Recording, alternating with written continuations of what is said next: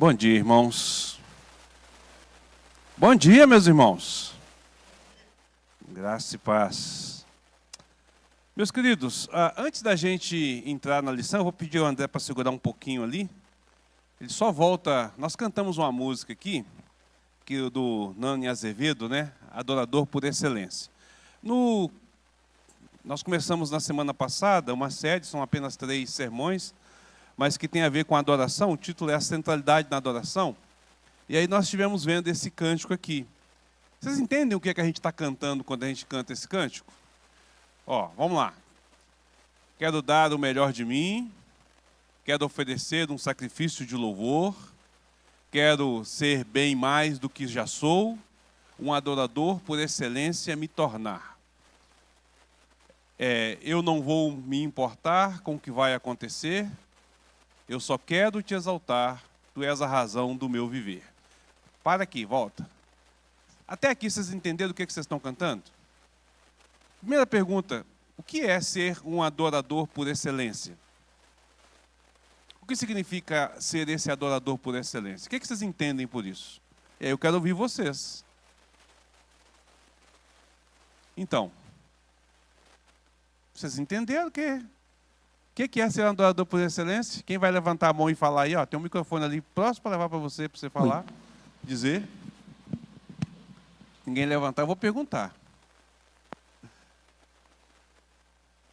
Romualdo, o que é ser um adorador por excelência? Leva lá para o nosso irmão Zezé. Bom dia. É viver na dependência de Deus. Viver na dependência de Deus. Segura aí. João Felipe, o que é ser um adorador por excelência? Cadê esse João Felipe?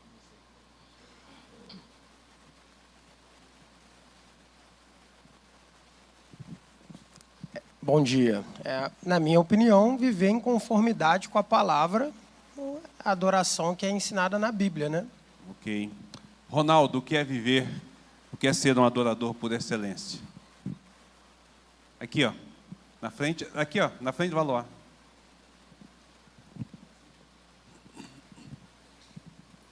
Por excelência é você ser perfeito, assim, né? O mais próximo da perfeição, né? Ser um adorador conforme a Bíblia quer, né? Exatamente. Então é você ter uma vida voltada nesse contexto que a gente entende a adoração sendo a vida de um todo, né? Mas essa música ela não fala da adoração como a vida de um todo, ela fala da adoração como música.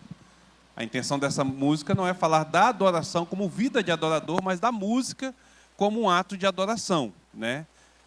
Que é um grande problema que a gente tem, que a maioria das pessoas acham que adoração é só cantar, e adorar é viver. Agora, passa aí, André.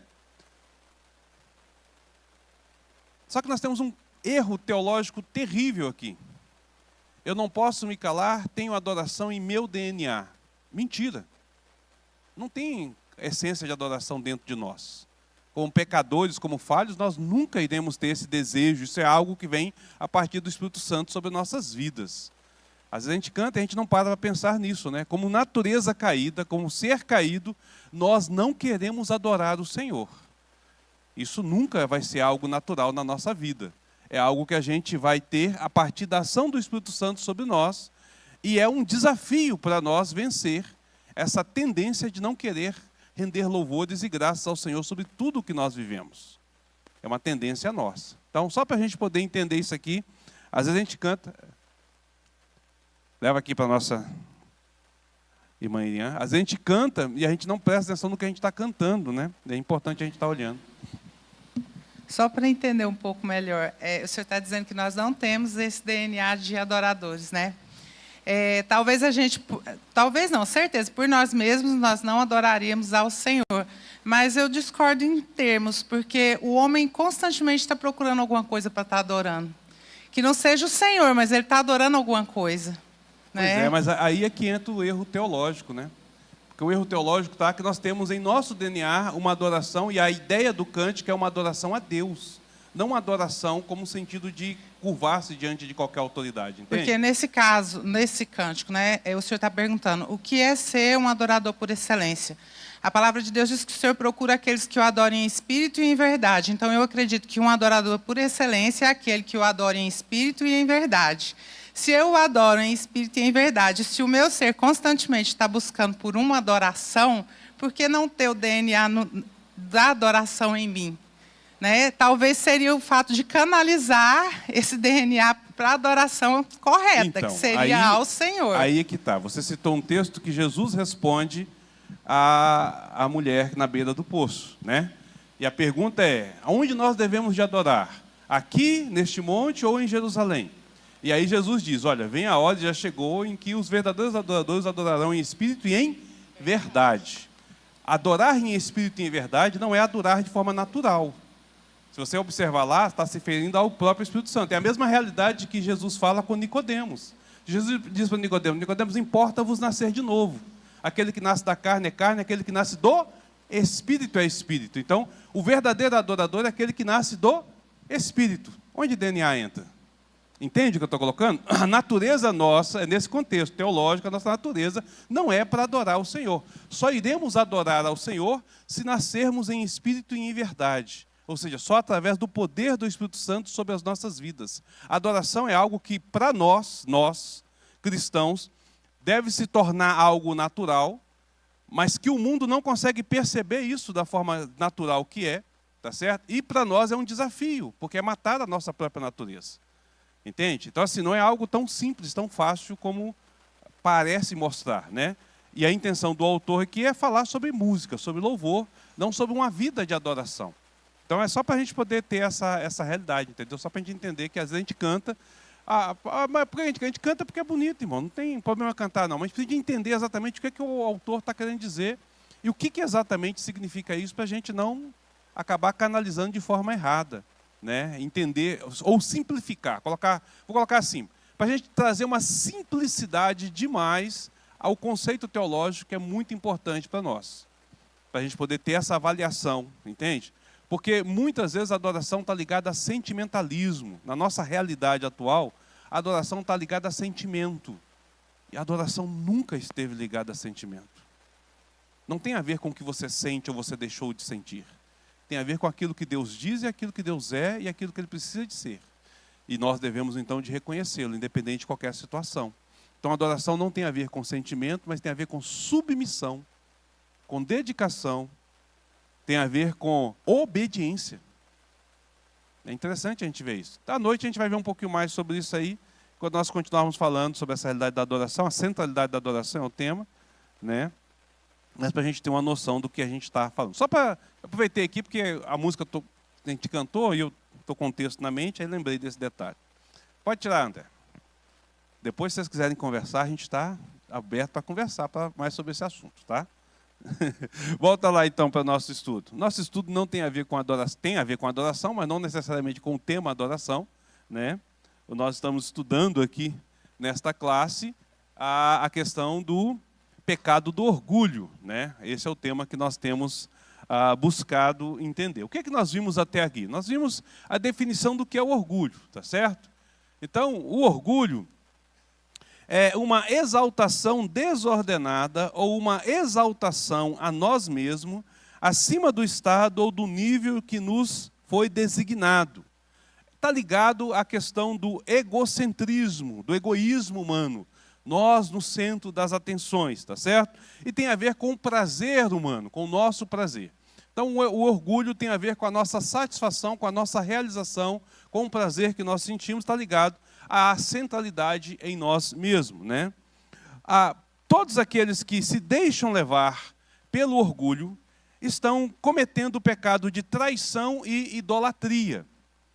Então, o orgulho nos leva ao pecado de traição, trair aquilo que é Deus, ou nos tornarmos rebeldes diante daquilo que o Senhor é e que Ele se manifesta, e ao mesmo tempo, então, de idolatria, colocando algo no lugar de Deus. Nesse caso, o orgulho sempre é uma egolatria, né? Eu estarei no centro das atenções, eu serei adorado, ou eu me auto-adorarei, se é que posso dizer essa palavra, essa é a intenção. É por esse motivo que nós vamos encontrar na Bíblia diversos versículos, tanto do Novo quanto do Antigo Testamento, falando tão pesadamente quanto a soberbos, arrogantes, jactanciosos, zombadores, escarnecedores, altivos. Tudo isso é sinônimo para orgulhoso. Tá? Na Bíblia, quando você encontrar esse nome, todos eles são sinônimos para orgulhoso. E nós iniciamos o nosso estudo na semana passada, a segunda lição, falando aqui sobre os sinais e movimentos do orgulho, né? Nós não podemos subestimar o poder do orgulho sobre as nossas vidas. Nós não podemos pensar que nós conseguimos nos livrar do orgulho tão facilmente, porque nós não nos livramos. Existem sinais que mostram o quão sutilmente ele prevalece sobre nossas vidas, né? Então nós estamos vendo isso aqui baseado no livro O Pecado do Orgulho, de Thomas Watson, né? Nós não veremos todos os sinais, no livro ele tem vários sinais, depois você pode dar uma lida, quem adquirir o livro, ou pode adquirir o livro para ter essa realidade, mas nós vimos alguns sinais, vimos 3, na verdade, que você vai perceber que eles são muito próximos uns dos outros, mas a ideia é identificar essa tendência para o orgulho, tá certo? Então, quais são os sinais que nós vimos? O primeiro sinal que nós já vimos sobre a questão de um sinal de que o pecado do orgulho está em nós, é a exaltação pessoal e o desprezo pela grandeza de Deus, né? Então, o pecado do orgulho faz com que as pessoas se vangloriem em suas próprias conquistas, força, em sua riqueza, poder, em vez de reconhecer a grandeza de Deus. Em vez de reconhecer o quão grandioso, quão poderoso, quão majestoso é Deus, eles vão se vangloriar nas suas próprias conquistas, vão se colocar nessa condição, né? Um exemplo bíblico disso é o texto de Daniel, no capítulo 4, que conta a experiência de Nabucodonosor, quando ele estava ali caminhando ali pelos jardins suspensos da Babilônia. E no versículo de número 30, ele diz assim: não é esta grande Babilônia que edifiquei para a casa real, com o meu grandioso poder e para a glória da minha majestade? E o texto vai nos dizer que Deus o coloca no seu devido lugar para que ele pudesse reconhecer que quem de fato é grande é o Senhor, né?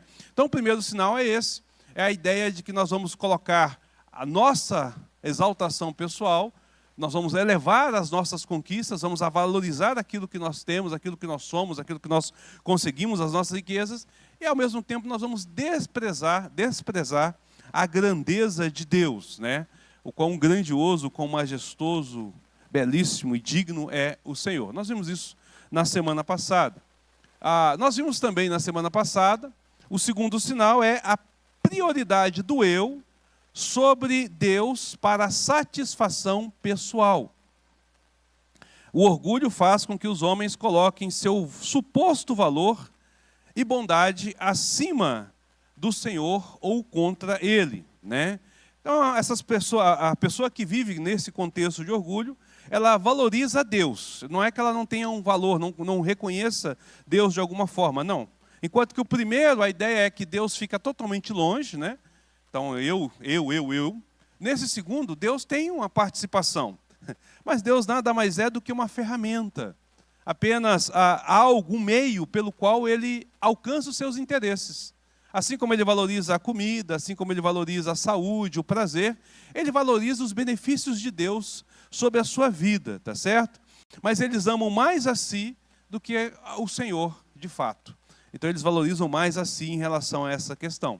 E aí nós lemos o texto de Jeremias 9, versículos 23 e 24, que diz assim: assim diz o Senhor, não se glorie o sábio na sua sabedoria, nem o forte na sua força, nem o rico nas suas riquezas, mas o que se gloriar, glorie-se nisto, em me conhecer e saber que eu sou o Senhor e faço misericórdia, juízo e justiça na terra, porque todas estas coisas me agrado,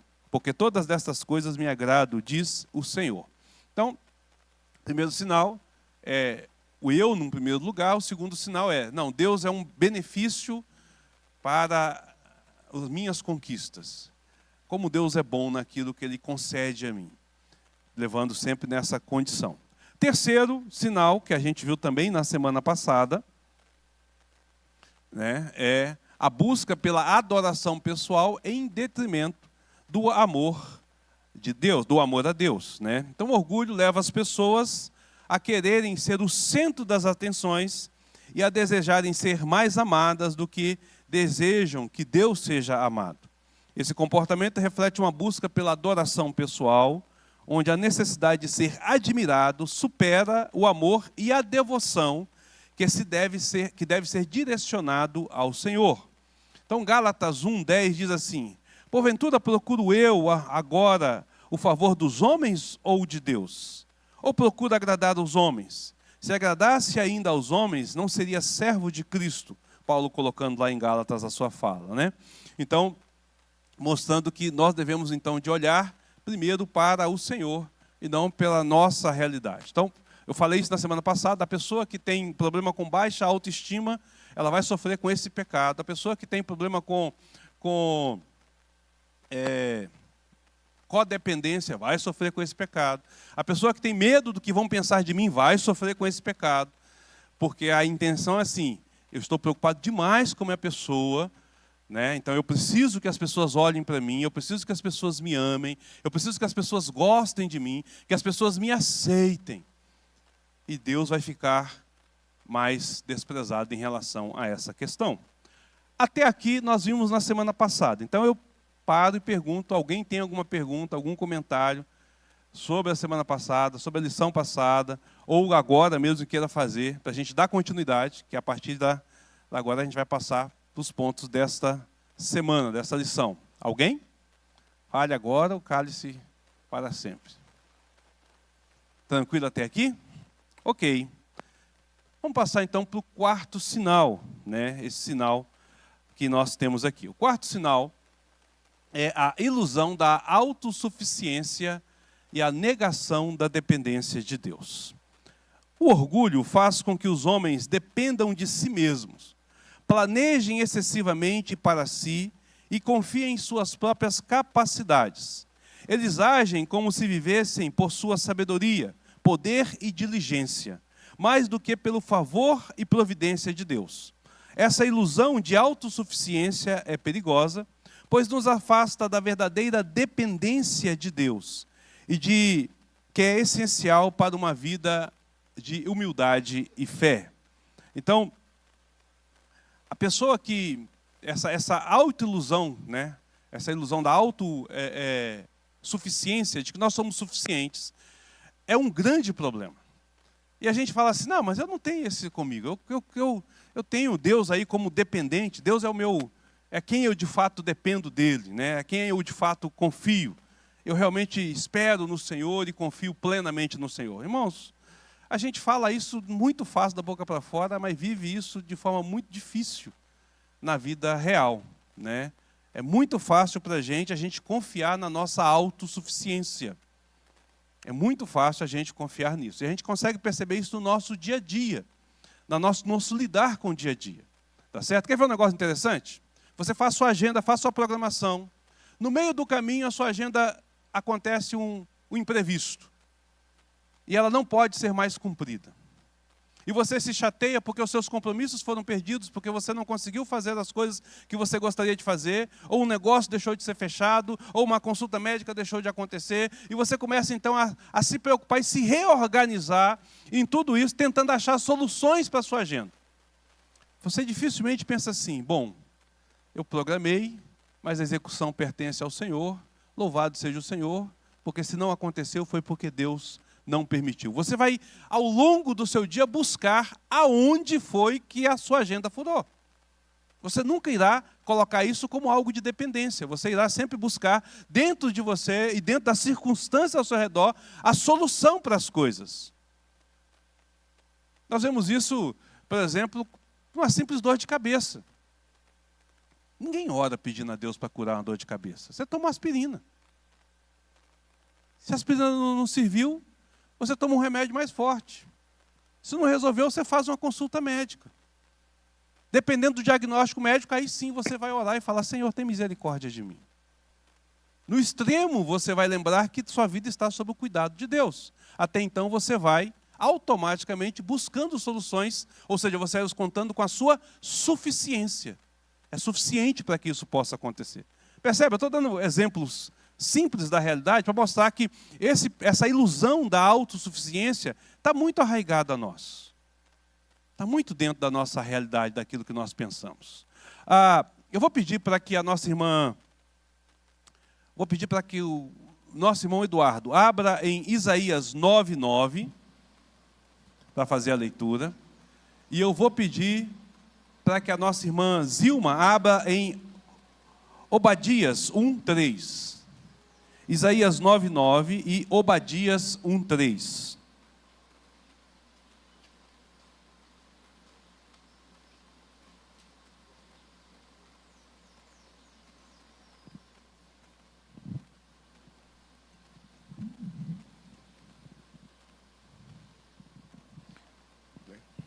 Pode ler, Eduardo. Isaías 9:9. Todo o povo saberá, Efraim e os moradores de Samaria, que em soberba e altivez de coração dizem. Só até aí. Aqui é Deus dando uma resposta para Efraim. Agora, Obadias 1:3. A soberba do teu coração te enganou. Ó tu que habitas nas fendas das rochas, na tua alta morada, e dizes no teu coração: quem me deitará por terra? Esses dois versículos, eles reforçam a ideia de que o orgulho afasta as pessoas da dependência saudável de Deus. No primeiro aqui está dizendo Efraim, né, sobre a soberba e a altivez, e aí depois, se você seguir o texto lá, você vai ver que eles estão confiando em suas capacidades, em suas forças, na sua construção. Aqui Obadias dá a mesma realidade sobre Efraim, né? É uma sentença contra Efraim, onde se acha poderoso e forte o suficiente para poder agir por sua própria conta, por sua própria realidade. A ideia é mais ou menos assim: eu posso, eu faço, eu consigo. Depende de mim e exclusivamente de mim. Eu vou fazer o que for necessário.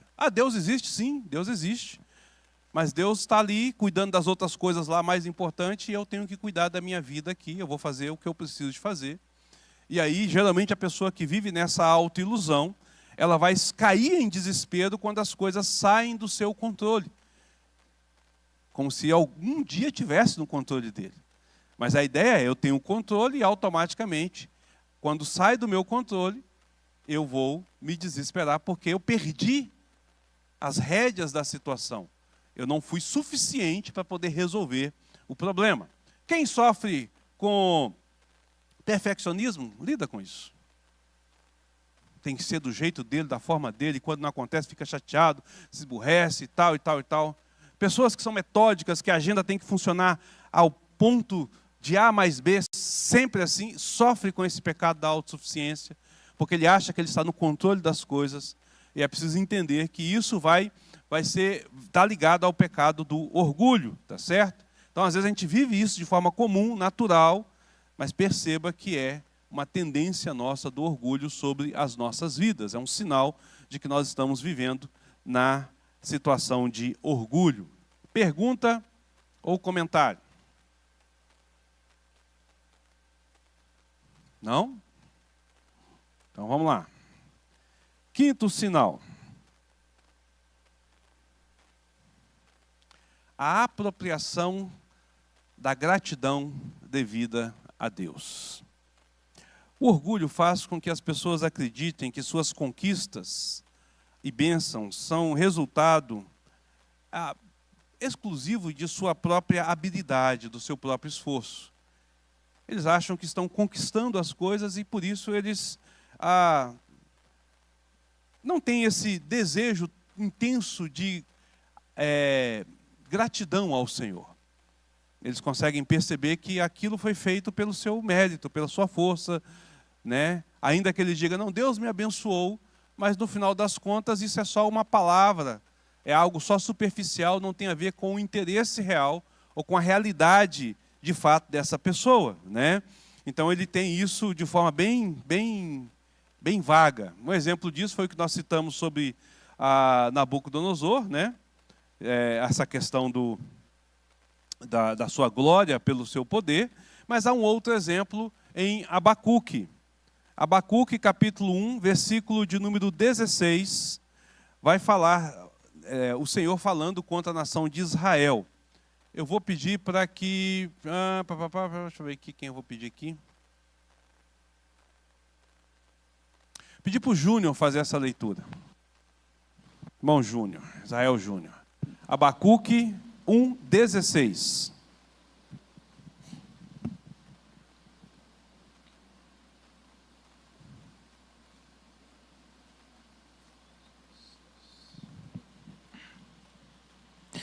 Então eles oferecerão sacrifícios às suas redes e queimarão incenso diante delas, dizendo: essas redes nos enriqueceram.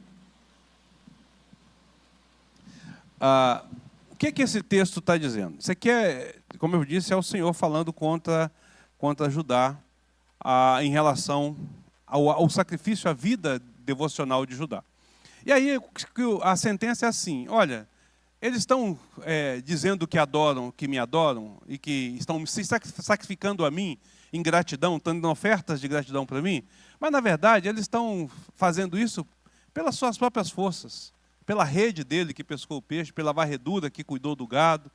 Assim, eles estão dizendo assim: glórias a mim, né?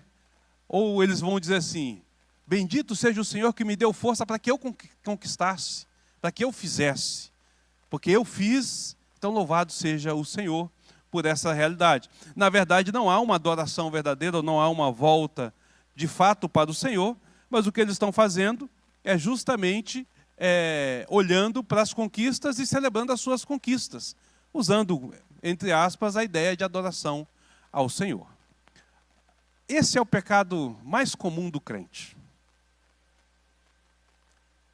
Nós caímos nisso muitas e muitas vezes. Para a gente poder pensar, quantas vezes no seu aniversário, no aniversário do seu filho, no seu aniversário de casamento, no aniversário de profissão, numa celebração de aniversário que você tenha, você de fato fez um culto de gratidão a Deus, louvando e agradecendo a Deus por aquele ano que passou. E quantas vezes você fez isso para se juntar com os amigos e celebrar mais um ano de vitória? Quantas vezes, de fato, foi um culto voltado em gratidão a Deus pelo que Deus fez, sendo Ele o soberano e Senhor sobre sua vida? E quantas vezes foi, de fato, uma reunião em que você usou ter esse culto, mas que você queria celebrar as suas vitórias, a sua conquista, em vez de realmente reconhecer que Deus é quem lhe levou até este local? Quantas vezes nós fazemos isso? Quantas vezes nas nossas coisas mínimas ou nas nossas conquistas nós falamos yes! E nós esquecemos de nos curvar e dizer: louvado seja o Senhor. Se não for o Senhor, quem seria? Então, esse pecado, essa apropriação da glória de Deus ou da gratidão devida a Deus, ele é muito comum em nosso meio e ele se esconde através do falso culto. Do falso culto. Comprei um carro novo e vou celebrar a Deus aquele carro, vou fazer um culto de gratidão, ou vou pedir o pastor para ungir, ungir com óleo o carro, porque ele vai ser dedicado ao Senhor. Até que ponto isso de fato é algo que está no coração voltado em gratidão a Deus, reconhecendo o sustento de Deus, ou é o engrandecimento seu de assim, conquistei.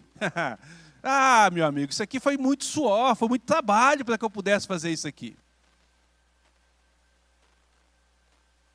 O que Deus está criticando ou está acusando Israel em Abacuque é exatamente sobre isso.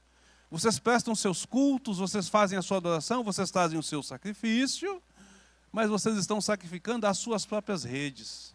Vocês estão sacrificando as suas próprias varreduras. Vocês estão sacrificando as suas próprias conquistas. Vocês usam o meu nome, usam o meu templo como desculpa para aquilo que vocês estão fazendo para vocês mesmos, celebrando as suas conquistas sem de fato reconhecer que eu é quem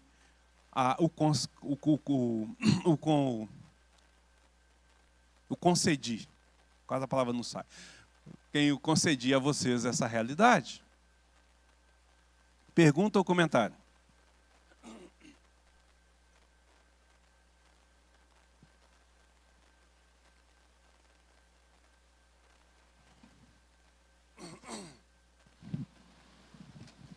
Pastor, nessa você falou agora da questão de quando a gente compra um carro, né, e diz assim, o senhor me honrou, comprei o carro, né, e aí eu me dedico, agora vai ser uma bênção, vou usar no trabalho do Senhor. Né?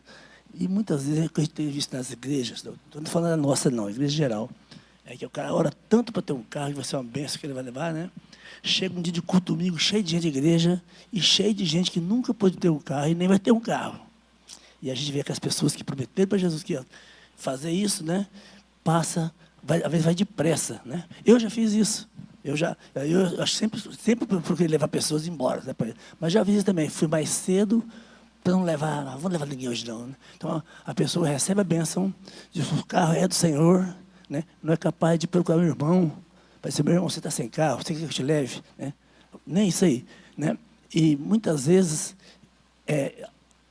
não haveria necessidade de um irmão, irmão, você pode me levar eu? Né? E não. Né? A pessoa, se me pedir, eu levo, mas tomara que não peça. Você me fez lembrar de uma história que aconteceu real, um fato real, numa igreja na Bahia, o pastor pregando, falando sobre isso, e ele colocou assim, aí os irmãos pegam um carro e colocam assim, propriedade do Senhor Jesus, ou a serviço do reino, no seu carro, no para-brisa e tal, e não é capaz de dar carona a uma única pessoa. E tinha um irmão que não fazia isso. Na outra semana, ele trocou adesivo. Eu amo a minha esposa. Sério, não estou brincando não, né? Sério, ele fez isso. Quando ele ouviu a mensagem, ele falou, meu adesivo está errado. Eu amo a minha esposa. Ele trocou o adesivo. Mas vocês conseguem perceber, irmãos, quão é fácil e quão é sutil nós nos deixarmos levar pelo pecado do orgulho. Até aqui não tem nada de extraordinário, nada de grandioso. E nós nos vemos culpados nessas coisas, porque de fato nós caímos nisso, né? Essa que eu falei que é a mais comum da gente, que é a questão da apropriação da gratidão a Deus, é comum da gente. Eu fico muito triste hoje quando eu olho, por exemplo, meu filho vai casar agora, né? Em dezembro ele está casando. E aí eu fico olhando assim, qual é o significado do casamento? Qual o sentido de fazer uma cerimônia religiosa? Rogar as bênçãos sobre o casal, pedir a Deus que abençoe aquela família, e ser grata a Deus pelo que Deus fez, pela união dos dois. Mas aí eu vejo casais preocupados em ter a festa da vida deles. Mas onde Deus ficou nessas coisas? Gasta fortunas. Hoje, eu estou falando porque meu filho está mexendo com isso. No mínimo, você gasta 10 mil e não faz nada. Eu falei, gente, que absurdo. Né? Na época que eu casei com a Adelene, a gente gastou só a inscrição lá, porque não tinha dinheiro mesmo. Só pagou o cartório. Né? Mas assim, aí gasta. Eu estou falando de gente que gasta 100 mil, 200 mil, 300 mil reais no casamento. Eu estou falando de crente, não estou falando de gente não crente, não. Que faz aquela festa, aquele senhor casamento, mas não tem nada a ver com a glória de Deus e a gratidão a Deus, ou com a bênção de Deus. Tem a ver com a ostentação, com querer aparecer, com querer fazer a festa, com querer se sentir, de fato, a melhor pessoa do mundo. Nós vemos isso com pais que fazem, agora virou moda, né? Mesário, todo mês um aniversário até completar um ano. Aí faz um monte de festa. Vocês estão celebrando o quê, pelo amor de Deus? A gratidão pela vida daquele filho? É isso que vocês estão celebrando? Estão sendo gratos a Deus pelo que Deus está fazendo? Ou quando você faz a sua festa de aniversário do seu filho, qual é o motivo pelo qual você está celebrando? É alguma conquista sua? É um mérito seu? Ou de fato Deus está sendo engrandecido porque você está sendo grata a Deus por permitir ter isso ou estar vivendo isso? Essa crítica atinge todos nós, irmãos. Todos nós. Nós temos a tendência de olhar como se aquilo fosse mérito, algo vantajoso para nós, ou que fosse um benefício para nós, e esquecemos que depende da graça, misericórdia do nosso Senhor, que deve ser para a glória dele. Estou dizendo para você não fazer.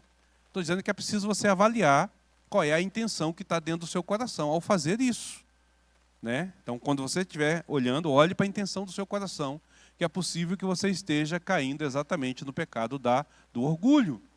Tá certo? Porque você está tirando a graça que pertence ao Senhor, a glória que pertence ao Senhor, né? Apropriando dessa gratidão que deveria de ser para o Senhor, trazendo para você, buscando uma autogratificação através disso. Ok? Mais alguém? Não? Sexto sinal. A confiança no conhecimento humano e o desprezo da soberania divina. O orgulho faz com que as pessoas se atrevam a julgar a Deus e as leis sem compreendê-las. As pessoas lutam contra o que acham inadequado, para aquilo que são as suas próprias ideias, aquilo que eles realmente pensam sobre as coisas e perguntam: como é isso? Como é que é aquilo? Será que isso é verdade mesmo? Será que é assim mesmo? Será que não poderia ser de outra forma, de outra maneira? Né? Pessoas acreditam que podem corrigir a palavra de Deus, que podem corrigir a ação de Deus e podem organizar a igreja, o mundo e a sua própria vida melhor do que Deus. Então, uma confiança no conhecimento humano e em desprezo à sabedoria divina. E aí nós temos alguns exemplos práticos disso. Quando um casal de namorado olha para a palavra de Deus, e a palavra de Deus diz: sexo antes do casamento é pecado, e ele tenta achar alguma desculpa para isso, ele está fazendo o quê? Achando que ele governa melhor do que Deus. Quando um jovem ou um rapaz ou uma moça estão em busca de um relacionamento, e a Bíblia diz que ele não deve se envolver com pessoas que não são crentes, e ele se envolve, ele está fazendo o quê?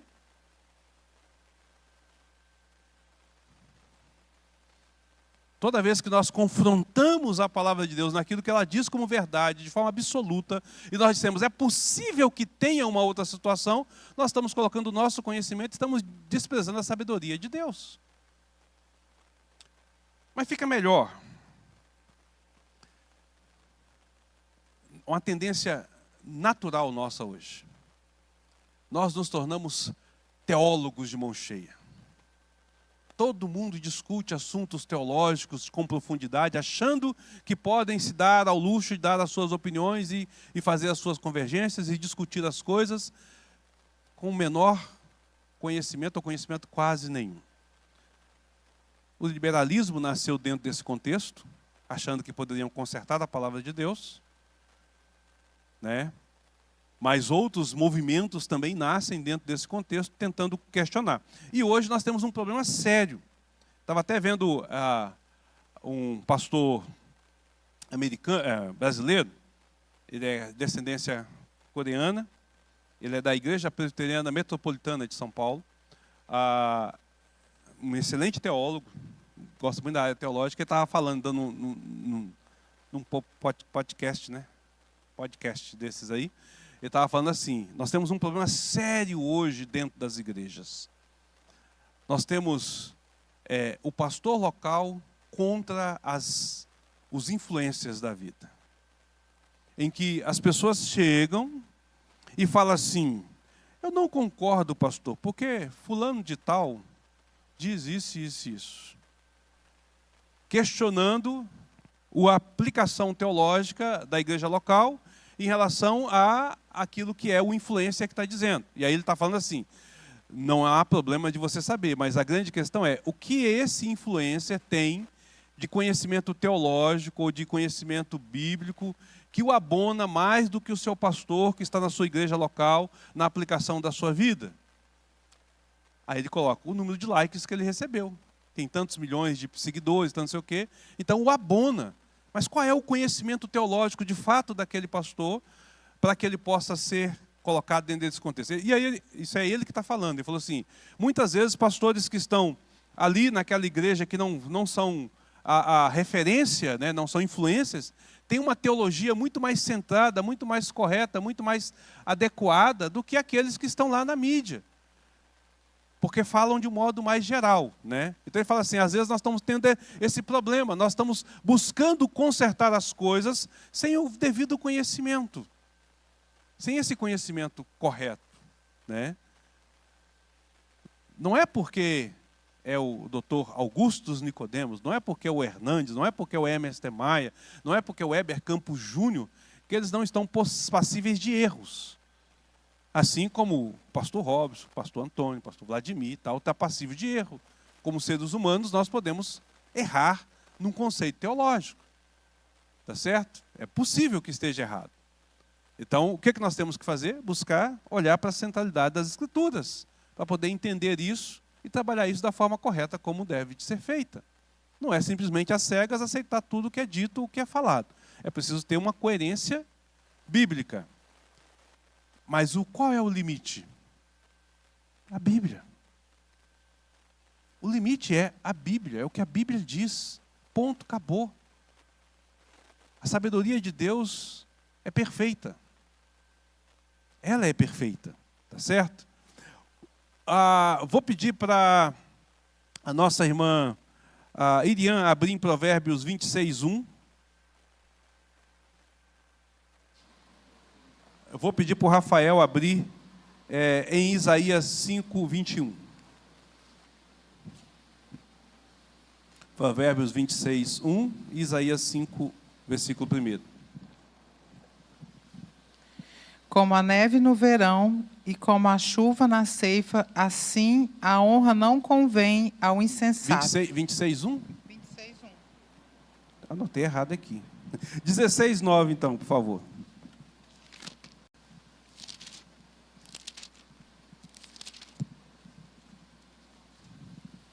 O coração do homem traça o seu caminho, mas o Senhor lhe dirige os passos. Amém. Isso está certo. O 26 está errado. Deixa eu achar qual é. Agora o Rafael aqui.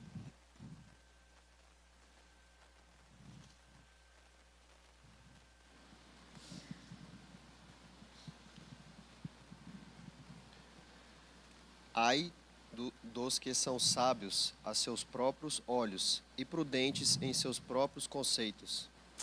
Amém. Ai do que são sábios aos seus próprios olhos e prudentes ao seu próprio conceito. Provérbios 16:9, né? O coração do homem traça o seu caminho, mas o Senhor dirige os seus passos. E o que era 26:1, que eu vou ter que achar aqui, é assim: o coração do homem pode fazer planos, mas a resposta certa dos lábios vem do Senhor. Eu acho que é 16. Depois eu vou achar aqui. Oi? Provérbio 19, né? 16:9. Não vai fazer errado.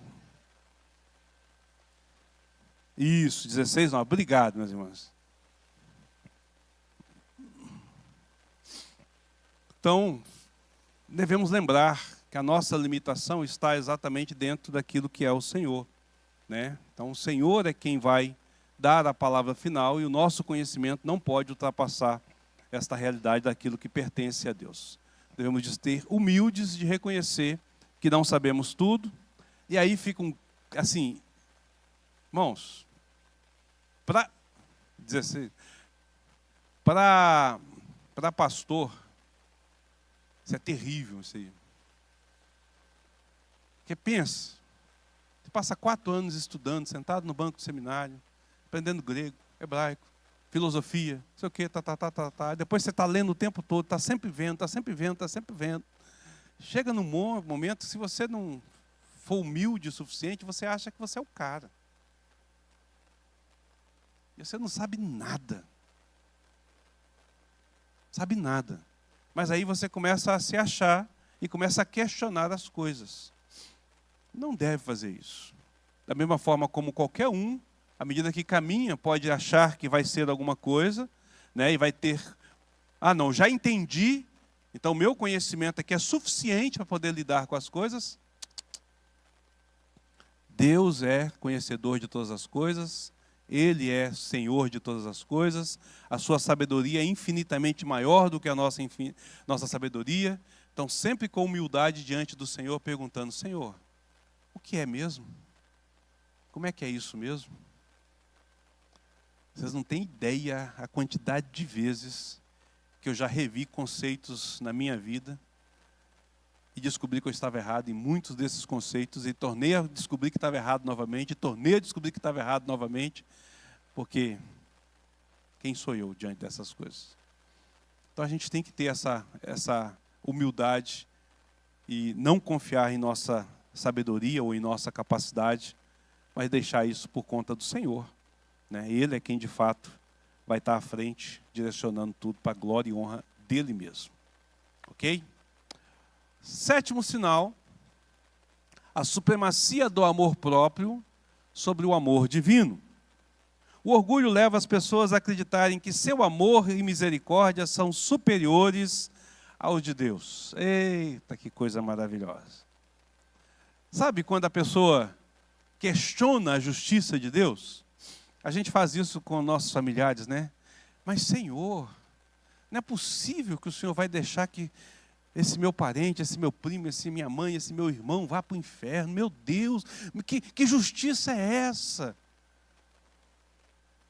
Mas nosso amor, olhado para essa relação, quando a gente olha para o sofrimento do mundo, né, a pergunta que o mundo faz: se Deus é amor, por que Deus deixa o mundo sofrer? Por que há criancinhas morrendo? Está ligado ao pecado nosso de achar que o nosso amor, ele é melhor do que o amor de Deus. Nós amamos de forma mais adequada. Está ligado ao pecado do orgulho. A gente acha que pode, ou que faz, ou que consegue mais do que ele, né? Então, quando pensam no inferno, no sofrimento das pessoas, na escassez dos salvos, confiam numa compaixão mal informada, achando sua própria compaixão mais justa do que a divina. Essas pessoas criticam as Escrituras e, por orgulho, caem na descrença, esquecendo que suas mentes são limitadas, incapazes de julgar a sabedoria de Deus.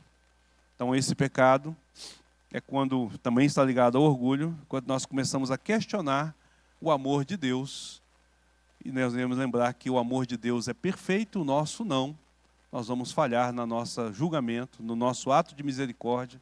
Devemos confiar plenamente naquilo que o Senhor é e naquilo que o Senhor faz.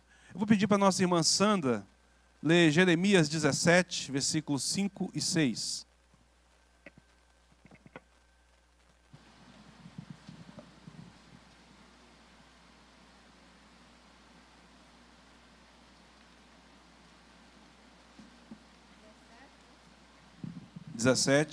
Versículos 5 e 6.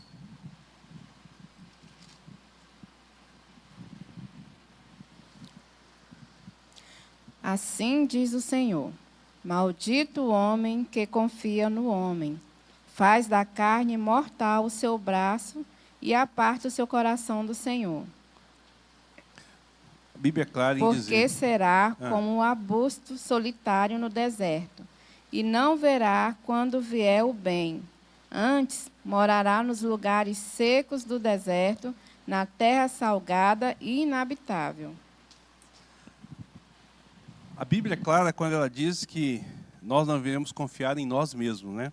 Então, maldito o homem que confia no homem não é: eu sou maldito por confiar no Nogueira. Eu sou maldito por confiar em mim mesmo, na minha própria achismo, naquilo que eu entendo, no meu próprio entendimento, no meu discernimento, tá certo? Está muito mais ligado. A ideia eu não posso confiar em mim, né? Eu preciso de confiar naquele que é superior, naquele que é excelso. E aí, quando nós confiamos em nós, o nosso juízo e o nosso julgamento, nós tendemos a cair neste pecado, né, e achar que o nosso amor é superior ao amor de Deus, ou é o amor perfeito, enquanto que Deus tem um amor errado em relação às coisas, tá certo? A gente precisa de ter esse posicionamento. Pergunta ou comentário? Aqui, nossa irmã Renata.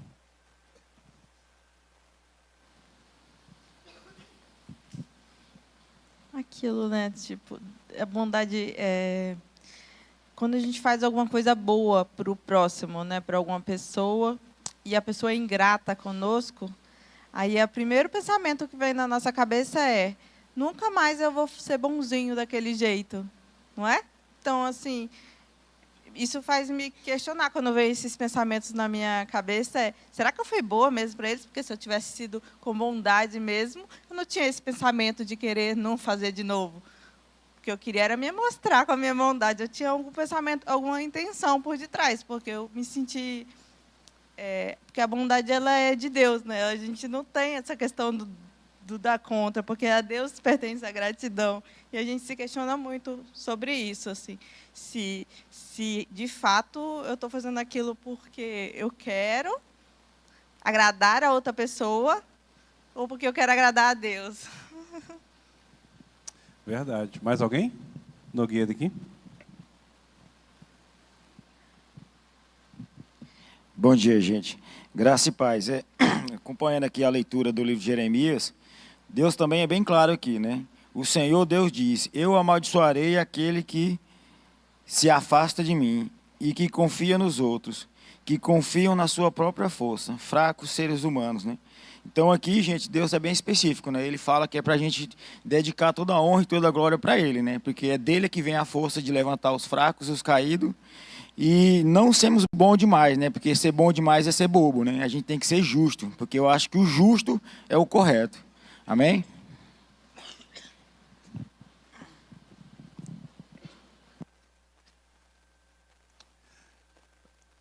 É e não. É e não. A gente precisa de entender, né? Algumas coisas aí, como está colocando. A gente usa muito dessa questão. O que é ser bom e o que é ser justo à luz da palavra de Deus? Essa que é a grande questão. Porque às vezes quando nós falamos bom e justo, a nossa luz, o nosso conhecimento é uma coisa. E aquilo que Deus diz é outra, diferente. Então, por exemplo, Deus foi bom quando Ele ordena que Israel deveria de matar todas as crianças e mulheres grávidas quando Ele tomasse a terra de Canaã. Deus foi bom ou não? Ué, mas deixou de ser bom?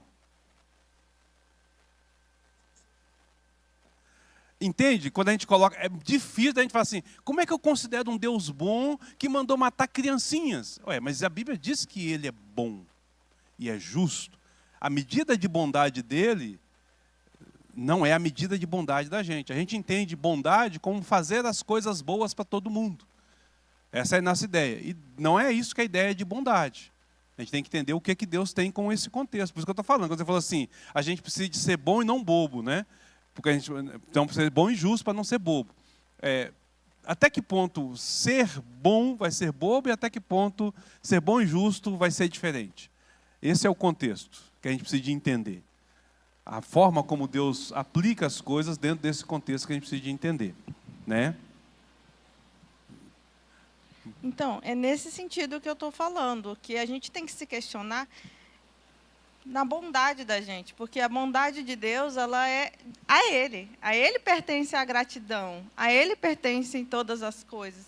Então, não é porque eu estou sendo bobo, é porque Deus quer que eu ame meu próximo, né? Então, não tem esse questionamento. Quando tem esse questionamento, a gente tem que se questionar, eu estou fazendo isso para Deus ou estou fazendo isso para mim mesma? Quando a gente está fazendo um ato que a gente acha que é bondade, tem que ter sempre esse questionamento aí. Pois é. Aí você olha para Jesus, Jesus diz assim, se alguém te bater numa face, dá a outra. Isso é tolice, não é tolice? Não. Fala para mim. O cara te bateu, você vai falar assim, pode bater? Você é um bobo. Usar a expressão do mundo, você é um otário. Vão passar por cima de você como um trator. Mas o que Jesus quis dizer com isso? É que todo mundo pode bater na minha face? Qual o significado disso? Qual o sentido disso? Se te fazer caminhar uma milha, caminhe duas. Uma milha, caminhe duas. Qual o sentido disso? Isso é ser bobo? Ou é ser bom? Ou é ser... Então, esse é o nosso critério. A gente não pode pegar aquilo que Jesus falou, aquilo que foi colocado de forma genérica e colocar de forma generalizada. É preciso ter todo o entendimento. Por isso que eu estou te falando. Quando você olha para a Bíblia vai ter alguns posicionamentos. Por exemplo, Jesus mesmo tem uns posicionamentos bem divergentes uns com os outros. Jesus vira para a mulher adúltera e diz assim: onde estão os teus acusadores? Ninguém te acusa? Nem eu, vai-te em paz. E Jesus vira para os cambistas e desce o reio. Pega um azarrote, um chicote, bate e expulsa todo mundo, falando: saiam daqui, cambada de ladrão. É o mesmo Jesus que disse para a outra mulher: onde estão os teus acusadores? Então, o critério que Jesus usou para fazer a medida dele, Jesus vira para os escribas e diz, para os escribas, né? Raça de víboras. Ele vira para os escribas: vocês são sepulcros caídos. Mas Nicodemos, ele diz: importa nascer de novo. Qual o critério que Jesus usa para poder colocar? Com Pedro ele diz: Pedro, se tu me ama, me segues. Então, é essa que é a questão, entende? Não é tão fácil a gente medir o que fazer sem observar o contexto de onde as coisas estão, né? Então, é importante a gente ter isso aí. É por isso que não dá para poder avaliar pelo nosso padrão. É preciso entender o padrão de Deus sobre as coisas, né? Vou dar uma pergunta aqui para você aqui. Pode responder com sinceridade. É justo quando um patrão age com injustiça com o seu empregado e ele leva na justiça para poder requerer os seus direitos? É justo isso? Responde, gente. Está com medo de quê? É justo. Se há injustiça, tem que ser feito o que é justo. Agora, é justo levar por qualquer coisa? Qual é o padrão que a gente vai avaliar? É aquilo que Deus trabalha como padrão do que é justo e do que não é justo, do que é certo e do que é errado, dentro do padrão de Deus. Não dentro da nossa realidade. Levando os atenuantes e os agravantes em conta. É isso que a gente precisa de entender. Então a gente precisa de ter essa avaliação para a gente poder fazer. Então, queridos, a gente nunca vai conseguir atingir o padrão de Deus. Quando Deus, por exemplo, coloca lá para matar as crianças em Canaã, ele não deixou de ser o Deus bondoso e amoroso que ele sempre foi. Ele não colocou a bondade dele na partida e falou: agora eu vou agir com justiça. Não. Ele continuou sendo Deus justo e amoroso, com o mesmo amor. Quando descrentes vão para o inferno, Deus continua amando da mesma forma, não mudou nada o amor dele. Ainda que eu e você não consigam entender isso. Entende? Não dá para a gente poder avaliar o nosso amor ou avaliar a ação de Deus baseada nos nossos sentimentos, naquilo como nós entendemos ou fazemos. É preciso ter uma visão um pouco mais elevada daquilo que Deus tem, porque Deus tem uma visão muito maior e diferenciada daquela que é a nossa. Ok? Pergunta ou comentário? Mais alguém? Não? Bom, nós temos então aqui o 8º sinal, que é a pretensão de governar melhor do que Deus, e aí vem o desprezo pela sua justiça. Nós já começamos a falar isso de alguma certa forma, né? O orgulho leva as pessoas a acreditarem que são mais justas e que podem, assim, governar o mundo com mais justiça. Então elas criticam as ameaças de Deus, o sofrimento dos justos, a prosperidade dos ímpios, né? E leva muitas pessoas ao ateísmo, a deixar de seguir ao Senhor por conta disso. Mas nós vamos ver, por exemplo, um exemplo claro dessa ação justa, agora do lado contrário, né? Quando nós olhamos para isso, nós lembramos das pessoas. Por exemplo, agora o STF fez a loucura da loucura, né? Deu direito para que fosse colocado parturiente em vez de pai ou mãe para as pessoas transgêneros, né? Ou seja, desqualificou pai e mãe nesse contexto. A gente está indo cada vez pior as coisas, né? Está cada vez pior. Tudo isso aí é querer ser Deus ou estar no lugar de Deus, fazer as coisas como Deus faz. Beleza. Mas e nós? Nós que dizemos que seguimos ao Senhor, que caminhamos junto com o Senhor, que zelamos pela palavra do Senhor, Né? Será que nós também, muitas vezes, não temos a pretensão de governar melhor do que Deus, desprezando a justiça e a ação de Deus? Abra a Bíblia lá em Lucas, capítulo de número 9.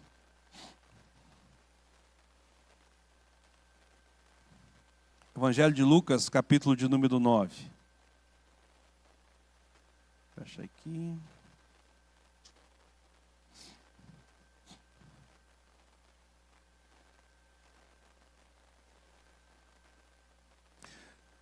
A partir do versículo 51.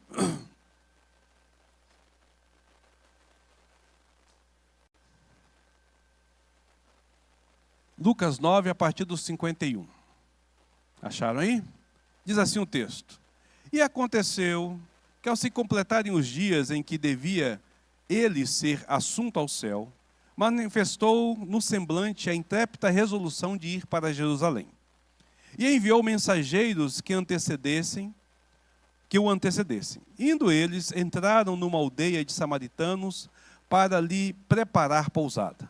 Mas não o receberam, porque o aspecto dele era de quem decisivamente ia para Jerusalém. Vendo isso, os discípulos, Tiago e João, perguntaram: Senhor, queres que mandemos descer fogo do céu para os consumir? Jesus, porém, voltando-se, repreendeu e disse: Vós não sabeis de que espírito sois, pois o Filho do Homem não veio para destruir as almas dos homens, mas para salvá-las. E seguiram para outra aldeia. Tiago e João sendo justos, né? Agindo com a justiça divina. O quê? Vocês não querem receber o Messias? Que desça fogo do céu e queime esses impuros. Parece Davi dizendo, né? Que morram todos esses incircuncisos. Quantas vezes nós, no nosso auto de justiça, na nossa percepção perfeita do mundo, condenamos e julgamos as pessoas sem entender o que Deus está fazendo ou como Ele está agindo nas coisas. É muito fácil a gente acusar o mundo lá fora da pretensão de governar melhor do que Deus.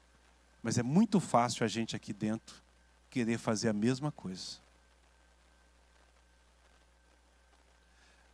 Talvez se eu e você estivesse ali do lado de Tiago, teria falado assim: é mesmo, bota fogo. Um talvez já estaria até com uma garrafinha de gasolina. Deixa eu chegar junto aqui. Vamos resolver esse problema aqui, logo acabando com esse negócio tudo logo aqui.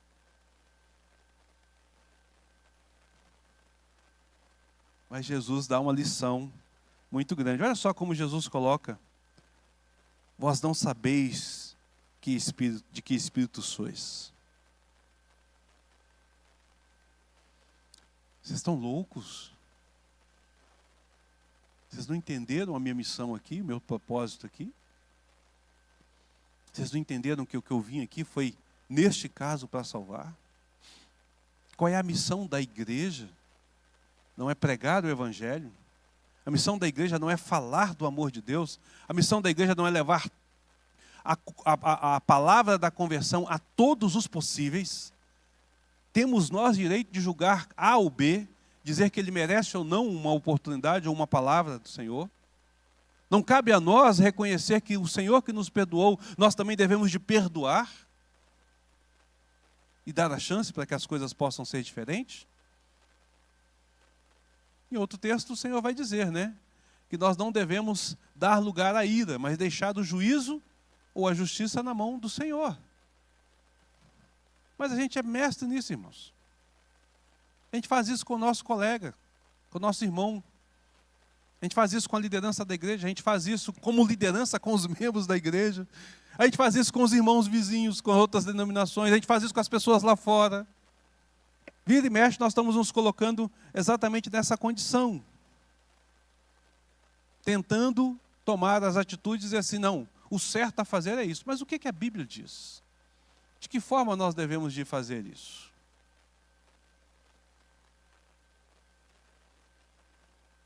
A gente tem que aprender a entender esse princípio aqui e entender que o governo pertence ao Senhor. E não desprezar a justiça do Senhor. Pergunta ou comentário? Alguém aí? Tranquilo até aqui? Bom, meus queridos, com esse, lá tem em torno de 20 e poucos no livro, sinais, mas a gente só vai ver esses 8 só para a gente ter uma noção do que é, né? Trazer para os irmãos essa ideia, ó, terminei no horário. Trazer para os irmãos a noção do que é esses sinais. Agora, perceba, é muito sutil. A nossa vigilância quanto ao orgulho precisa de ser extrema e contar muito com a graça do Senhor, avaliando as nossas vidas sempre à luz da palavra do Senhor. Sempre à luz da palavra do Senhor. Buscando entender o que Ele está apontando, para que a gente então possa saber que nós não estamos caindo no pecado do orgulho. Quando eu estava fazendo esse estudo, eu falei assim, rapaz, se não é a misericórdia de Deus, eu estava queimando no mármore do inferno. Só a graça e a misericórdia para nos livrar. Porque somos assim, irmãos. Lembra da música que eu falei? A nossa tendência é a autossuficiência. A nossa tendência é a autonomia. E isso é a realidade do ser humano.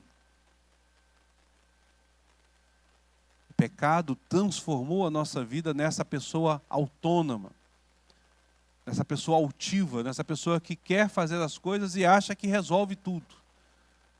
E a nossa luta é justamente em nos humilharmos diante do Senhor e deixar Deus agir com sua graça e misericórdia e trabalhar as nossas vidas. Toda vez que nós batemos o pé, fincamos o pé, nós vamos cair na armadilha do orgulho. Ele irá nos levar para longe daquilo que é a verdade do Senhor. A melhor forma que a gente tem de lidar com a vida é com a Bíblia na mão e o joelho no chão. Orando, clamando a Deus por graça e misericórdia e buscando aqui, ó, o que Deus diz. Eu sempre faço aconselhamento pré-nupcial antes do casamento, né? E eu tenho falado com o pessoal o seguinte: vai casar? Você quer ter um casamento bom? Casamento que louve e agrade a Deus? Não busque a sua felicidade. Não faça isso, pelo amor de Deus. Se você for buscar a sua felicidade no casamento, você já estragou o casamento. Porque você vai se tornar totalmente egoísta. Tudo vai ser para você e acabou.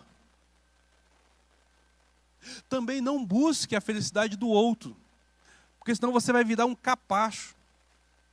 E ele vai se vangloriar, e aí você, meu amigo, vai viver infeliz e muito. Se você buscar a sua felicidade, você faz o outro infeliz. E se você dedicar a felicidade do outro, você se torna infeliz. Busque a glória de Deus. Olhe para a palavra de Deus e busque ser o homem bíblico, seguindo o exemplo de Cristo. Busque ser a mulher bíblica, seguindo o exemplo da igreja. Se você buscar viver segundo o princípio e o padrão bíblico, aí sim o seu casamento estará livre desse egocentrismo, né? E você estará focado em Deus. E aí a coisa tende a ser diferente. Se você buscar, vai dar problema. Então olhe e veja. Os dois devem buscar nesse contexto. E aí, querido, espere uma coisa. Se você buscar ser o homem segundo a palavra de Deus e buscar ser a mulher segundo a palavra de Deus, os dois estarão decepcionados consigo mesmo, que estão longe do ideal, e não terão tempo de se decepcionar com o outro, porque o outro está tentando melhorar e você vai apoiá-lo nessa melhora. É o melhor caminho. A vida cristã não é autocentrada, é outro-centrada. Nós centramos no outro, em Cristo, e em nenhum outro lugar mais. Amém?